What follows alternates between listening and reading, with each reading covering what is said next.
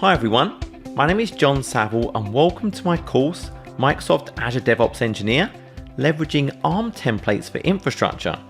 I'm a Principal Technical Architect at the Dallas Microsoft Technology Center. Every organization today is looking to embrace new opportunities to deliver business value faster and more effectively. For IT, this often means DevOps practices.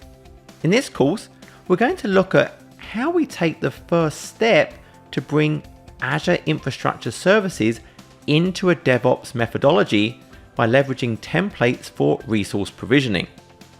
By the end of this course, you'll know how Azure works behind the scenes to define and provide resources, and then how to leverage that knowledge to create ARM JSON templates to define and deploy resources. I hope you'll join me on this journey to learn all about deploying resources the right way in Azure with the Microsoft Azure DevOps Engineer, leveraging ARM templates for infrastructure course at Pluralsight.